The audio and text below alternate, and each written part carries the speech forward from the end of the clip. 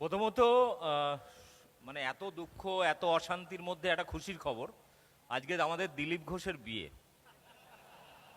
তো অনেকেই বলছিলেন যে দিলীপ ঘোষের বিয়েতে দাদা আপনি যাবেন না, আমার খুব ইচ্ছা ছিল, কারণ যখন সোশ্যাল মিডিয়াতে আমরা আসি সে সময়ে দিলীপ দা রোজ সকালবেলায় এই ইকো পার্কে মর্নিং ওয়াকে আসতেন এবং নিজের মাসেল ফাসেল দেখাতেন। তো সেখানেই একজন মহিলা কে পটিয়ে ফেলেছিলেন। তো তো তার সাথেই বিয়ে। 4-5 বছর ধরে প্রেম ভালোবাসা চলছিল, আজকে তাদের একটা শুভ পরিণয় হচ্ছে। এটা বাংলার জন্য, বাঙালির জন্য কিন্তু খুব ভালো খবর। নাহলে ধর্মের সারের মতো রাস্তায় রাস্তায় ঘুরে বেড়াতো আর যাকে যাকে গুতাগুতি করতো, কখনো মুসলিমদের বিরুদ্ধে তরোয়ারি নিয়ে উস্কানি দিত। অন্তত বইয়ের সামনে তো এটা করতে পারবে না, বইয়ের সামনে এটা করতে পারবে না। যত মস্তানি রাস্তায়, বাড়িতে গেলে সেই ভেড়ার মতো শান্তশিষ্ট হয়ে থাকতে হবে। তো বিষয়টা হচ্ছে আজকে এটা আমার কাছে খুব খুশির খবর, কিন্তু দুঃখের খবর কি, আমরা দেখলাম ওয়াকাফ বিলের বিরুদ্ধে পশ্চিমবাংলাতে অনেক জায়গাতে অশান্তি হয়েছে আন্দোলন নিয়ে। মুশকিল হচ্ছে আমি বারবার আমার সোশ্যাল মিডিয়ার মাধ্যমে বা আমার ইউটিউবের মাধ্যমে বারবার বলার চেষ্টা করছিলাম যে দেখুন, আন্দোলনটা কিন্তু কোনো ধর্মের বিরুদ্ধে নয়, এবং আন্দোলনটা আমাদের করতে হবে বা শিখতে হবে সেটা কৃষক আন্দোলন থেকে। বিষয়টা হচ্ছে কৃষক আন্দোলন ভারতবর্ষের আমার দেখা বা আমার যা বয়স 45 বছর প্রায় হতে চলল, এত বছরে এই প্রথম কোনো আন্দোলন দেখেছি যে আন্দোলন থেকে অনেক কিছু শেখার আছে। আমি কৃষক আন্দোলনে 15 দিন ছিলাম ওখানে গিয়ে। ওখানে হিন্দু, মুসলিম, শিখ, ইসাই, বুদ্ধিস্ট থেকে শুরু করে এমন কোনো ধর্মের মানুষ নেই যারা ওখানে ছিল না। কিন্তু ওয়াকাফ বিলের বিরুদ্ধে আন্দোলনে আমি দেখলাম যে শুধু মুসলিমরা আন্দোলন করছেন। যখন গুজরাট দাঙ্গা হয়, বাবরি মসজিদ ধ্বংস হয়, তখন পশ্চিমবাংলা তার আজ খুব একটা লাগেনি, কিন্তু এখানে হিন্দু মুসলিম যৌথভাবে রাস্তায় সম্প্রীতি মিছিল করেছিল। যাদের বয়স মোটামুটি 40-এর ওপরে তারা প্রত্যেকে এখনো মনে আছে সেই ঘটনাগুলো। মুশকিলটা হচ্ছে যে আমাদেরকে ভুলিয়ে দেওয়ার চেষ্টা হচ্ছে, উস্কানি দেওয়া হচ্ছে যে ওয়াকাফ বিলটা হচ্ছে অ্যাকচুয়ালি মুসলিমদের টাইট দেওয়ার জন্য।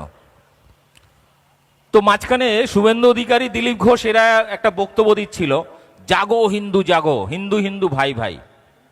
তো ব্যাপারটা হচ্ছে যে বিজেপি যতগুলো আইন নিয়ে এসছে সব নাকি মুসলিমদের ভালোর জন্য, কিন্তু বাস্তবে বিজেপি আরএসএস প্রচার করে সোশ্যাল মিডিয়াতে বা বিভিন্ন জায়গায়, দেখো মুসলিমদের টাইট দেওয়ার জন্য 3 তালাক বাতিল করে দিয়েছি, মুসলিমদের টাইট দেওয়ার জন্য 370 কাশ্মীরের থেকে তুলে নিয়েছি।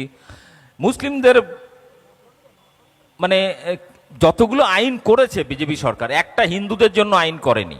আপনারা হিসাব করে দেখুন, এরা হিন্দু হিন্দু করে, কিন্তু বাস্তবে হিন্দুদের কোনো দোকানে গেলে বা কোনো কিছু কিনতে গেলে হিন্দুদের জন্য যে 30% কি 50% ডিসকাউন্টে পাবে কোনো কিছু, এরম কোনো আইন কিন্তু করেনি। কিন্তু যা করেছে সব মুসলিমদের জন্য। কিন্তু এখানে মজার ব্যাপার, জাগো হিন্দু জাগো, হিন্দু হিন্দু ভাই ভাই স্লোগান দেওয়ার পর এই ওয়াকাফ বিল নিয়ে যখন আন্দোলন শুরু হলো, একটা হিন্দু জাগেনি, সব মুসলিমদের জাগিয়ে দিয়েছে। আমার মাঝে মাঝে মনে হয় যে শুভেন্দু অধিকারী আসলে একজন মোল্লা, দিলীপ ঘোষ একজন মুসলিম। তো এর কারণ তাদের বক্তব্যতে হিন্দু জাগে না, কিন্তু মুসলিমরা জেগে যায়। সারা ভারতবর্ষ ধরে মুসলিম জেগে গেছে যতবার এটা করেছে। যেমন কৃষকদের ভালোর জন্য নাকি কৃষি বিল নিয়ে এসেছিল, এবং বিভিন্ন চ্যানেল এবং ভক্তরা, অন্ধভক্তরা প্রচার করতো। অ্যাকচুয়ালি কৃষকরা বুঝতে পারছে না এই কৃষি বিলটা খুব ভালো জিনিস, ওয়াকাফ বিল খুব ভালো জিনিস, মুসলিমরা বুঝতে পারছে না। যত বোঝে ওই রিপাবলিক টিভির ওই জোকার, কি নাম, ময়ূক রঞ্জন, ও বোঝে, বিজেপির নেতারা বোঝে, কর্মীরা বোঝে, অন্ধভক্তরা বোঝে, কিন্তু বোঝে না যার জন্য আইন আনা হচ্ছে তারা। কৃষকরা বোঝে না, শ্রমিকরা বোঝে না, ছাত্ররা বোঝে না, মুসলিমরা বোঝে না, তাদের ভালোর জন্য নাকি আইন নিয়ে আসছে। আরে তোদের ভালোর জন্য তো আইন আনতে বলা হয়নি, তুই কমিউনিটি বেস, তুই সারা দেশের মানুষের ভালোর জন্য কিছু কর না। তার জন্য করেছে দেশের মানুষকে আছলা বাস দেওয়ার জন্য নোটবন্দি, জিএসটি, প্রচুর মানুষ মারা গেছে, ব্যবসা ধ্বংস হয়ে গেছে, 3.5 কোটি ক্ষুদ্র ব্যবসা ধ্বংস হয়ে গেছে। সেটা নরেন্দ্র মোদী তার বক্তব্যের মাধ্যমে একটা টিভি চ্যানেলে বলছে গর্ব করে।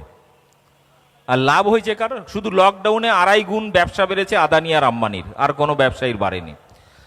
মজার ব্যাপার হচ্ছে, আমি কদিন আগে শুভেন্দুর বাড়ির সামনে কাঁথিতে একটা বক্তব্য রাখতে উঠেছিলাম। বক্তব্য রাখতে গিয়ে আমি একটা কথা বলেছিলাম যে ওই জাগো হিন্দু জাগো, হিন্দু হিন্দু ভাই ভাই, কিন্তু একটাও হিন্দু জাগে নাই, সব জেগেছে মুসলমানরা। এই বিষয়টা নিয়ে আমি ওখানে একটা বক্তব্য দিয়েছিলাম, যেটা নিয়ে খুব বিতর্ক হয়েছিল। ব্যাপারটা হচ্ছে এই নিয়ে গত কয়েক বছরে আপনাদের একটু খালি হিসাব করে দেখবেন, গত কয়েক বিজেপি আসার পরে ভারতবর্ষে দলিত, আদিবাসী, নিচু জাতের হিন্দুরা এই বিজেপি আরএসএস এর কাছে যা খুন হয়েছে, সেরকম কিন্তু মুসলিম খুন হয়নি। সেরকম কিন্তু মুসলিম খুন হয়নি। এখনো প্রতিদিন, এই গত কয়েকদিন আগে রাম মন্দিরে 8 জন পুরোহিত মিলে, একটা কলেজ ছাত্রী যে ওখানে পরিষ্কার করত, ফ্রিতে সেবা দিত, মানে কাজ করত মন্দির পরিষ্কারের, তাকে 8 জন পুরোহিত মিলে ধর্ষণ করেছে। হিন্দু হিন্দু ভাই ভাই। আবার এই যত দলিত আদিবাসীদের পিটিয়ে মারছে, ততই এরা বলছে হিন্দু হিন্দু ভাই ভাই। এই যে বাংলাদেশ থেকে যারা হিন্দুরা এসছে, তাদেরকে নেই নাগরিকত্ব দেবে। কি করলো? নাগরিকত্ব আইনটা আনার পরে অনেক মুসলিমরা ভাবলো আমাদের তাড়ানোর জন্য মনে নিয়ে এসছে, ওদের হিন্দুদের বললো এটা মুসলিমদের টাইট দেওয়ার জন্য সিএ এনআরসি আনা হয়েছে। কিন্তু বাস্তবে দেখা গেল ওই আইনে পড়ে সব থেকে বেশি হিন্দু বেনাগরিক হলো আসামে। 19 লক্ষের মধ্যে 15 লক্ষ হিন্দু। হিন্দু হিন্দু ভাই ভাই। সমস্যাটা হচ্ছে যে গত 10-11 বছরে বিজেপি যা কিছু করেছে, প্রতিটা ক্ষেত্রে আমরা দেখেছি যে সব থেকে বেশি ক্ষতি হয়েছে হিন্দুদের। মুসলিমদের সেইভাবে কোনো ক্ষতি হয়নি, বা অন্য কমিউনিটির হয়নি। হ্যাঁ, যেটা করেছে, প্রতিবাদ করতে গিয়ে মুসলিমদের বাড়িঘরে বুলডোজার চালিয়েছে, ইত্যাদি করেছে। মূল যে জায়গাটা, সেটা হচ্ছে, আমি এবার আসি, সেটা হচ্ছে আমার বাপ ঠাকুরদার জমি আমি কাকে দান করে যাব, কোন চ্যারিটিকে, কোন আশ্রমকে, কোন দরগাকে, কোন চার্চকে, কি কোনো মসজিদ কমিটিকে, সেটা আমার ব্যক্তিগত ব্যাপার। তুমি বলার কে ভাই? ওই একটু আগে একজন হুজুর বলছিলেন, মুফাক্কেল সাহেব বলছিলেন, আমি এই জিনিসটাকে অন্যরকমভাবে দেখি। আমাদের পাড়ায় একটা ফাঁকা জমি পড়েছিল, সেই জমি দখল করার জন্য ওই পাড়ার যারা মাফিয়া, মানে যারা কি বলে প্রমোটার, তারা ওই জমি দখল করার জন্য বিভিন্ন রকমভাবে চাপ দিয়েছে। তারা বলছে না, আমরা এখানে প্রমোটিং করব না, আমরা যেমন কুড়ে ঘরে আছি এরকম থাকবো। বলছে না, ওই জমিটা দিতেই হবে। কখনো মস্তান দিয়ে ভয় দেখাচ্ছে, কখনো গুলি বন্দুকের ভয় দেখাচ্ছে। তো বর্তমানে ভারতবর্ষের যে প্রধানমন্ত্রী নরেন্দ্র মোদী আর অমিত শাহ, এরা হচ্ছে ওই জমি মাফিয়া। মানে এরা কোথায় কার জমি আছে, সেই জমিটা লুট করতে হবে। সে কৃষকদের জমি হোক, কে মুসলিমদের ধর্মীয় মানে দানের সম্পত্তি, যেটাকে ওয়াকাফ হিসেবে আমরা দেখি, খ্রিস্টানদের চার্চ বা খ্রিস্টান মিশনারিগুলো হোক, এইগুলোকে লুট করতে হবে।